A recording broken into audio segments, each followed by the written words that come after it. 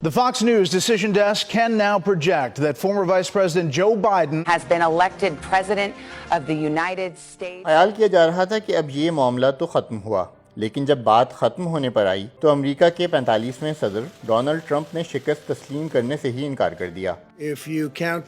اگر آپ قانونی ووٹ گنیں تو میں بآسانی جیت گیا ہوں۔ اگر آپ غیر قانونی ووٹ گنیں گے تو یہ لوگ ہمارا الیکشن چرانے کی کوشش کر سکتے ہیں۔ ٹرمپ نے اپنے حامیوں کو 6 جنوری 2021 کو کانگریس میں جاری انتخابی نتائج کی توثیق کا عمل روکنے پر اکسایا۔ اگر آج آپ نے پوری شدت سے یہ لڑائی نہ لڑی تو آپ کا ملک بھی نہیں بچے گا۔ اس بیان کا جو نتیجہ نکلا امریکہ میں اس کا تصور بھی نہیں کیا جا سکتا تھا۔ اسی کی وجہ سے ٹرمپ کا دوسری بار مواخذہ ہوا۔ ٹرمپ کی ایک وجہ شہرت انکار نہ سننے کی عادت ہے اور وہ ہمیشہ ہی سے روایات کو مسترد کرتے آئے ہیں۔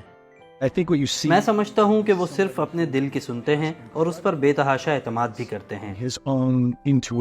رس بیوٹن اور Suzanne Craig new York Times کے انویسٹیگیٹو رپورٹر ہیں جنہوں نے مل کر ٹرمپ پر لکی لوزر کے عنوان سے ایک کتاب بھی لکھی ہے۔ اس کتاب میں اس بات کا بے رحمانہ تجزیہ کیا گیا ہے کہ ٹرمپ نے کس طرح ایک سیلف میڈ ارب پتی کے طور پر اپنی پہچان بنائی۔ سن 80 کی دہائی سے اب تک ٹرمپ نے کبھی کسی چیز کے لیے ایسے لوگوں پر بھروسہ نہیں کیا جو اپنے شعبے کی مہارت رکھتے ہیں۔ وہ اپنی مرضی کے نتائج حاصل کرنے کے لیے ہمیشہ ان کی رائے مسترد کرتے آئے ہیں۔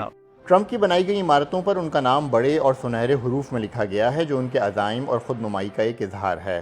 انہوں نے نیو یارک ٹائمز کو ایک انٹرویو دیا تو اس وقت ان کے اثاثے $20 کروڑ تھے، اور ایک دہائی بعد جب وہ 60 منٹ سے بات کر رہے تھے تو ان کے اثاثے بڑھ کر 1 ارب ہو چکے تھے۔ ٹرمپ نے لوگوں کی توجہ اپنی طرف مبذول کرانے اور خود کو ایک ڈیل میکر کے طور پر متعارف کرانے میں مہارت حاصل کی، لیکن اس کامیابی کے پیچھے کئی مسائل بھی چھپے تھے۔ ٹرمپ کی کمپنیاں 6 بار دیوالیاں ہوئیں، بھاری مالی نقصان کے باعث ان کے کسینوز بند بھی ہوئے، اور پھر ٹرمپ اپنے ٹی وی شو دی اپرینٹس سے ایک بار پھر توجہ کا مرکز بنے اور اسی شہرت نے ان کے لیے صدارت کی راہ ہموار کی۔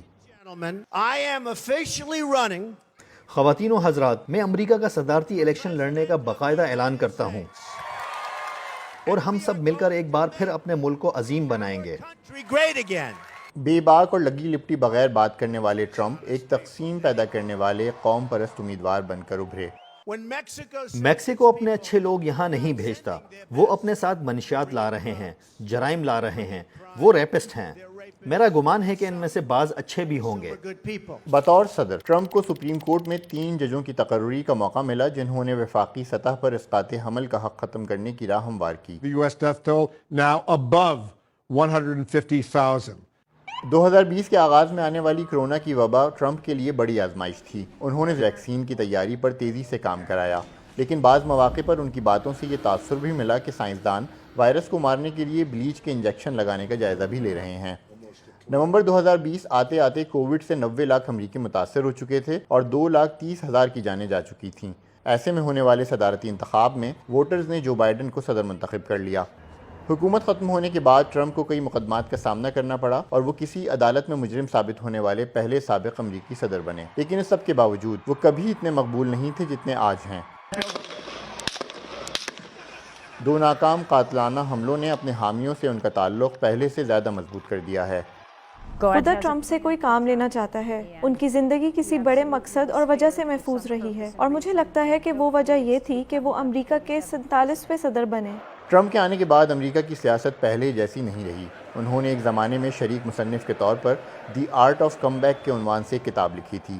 لگتا یہ ہے کہ وہ اب امریکی تاریخ میں اس فن کے سب سے بڑے مظاہرے کی تیاری کر رہے ہیں۔ ٹینا ٹرن کے ساتھ حمیر بن ریاض،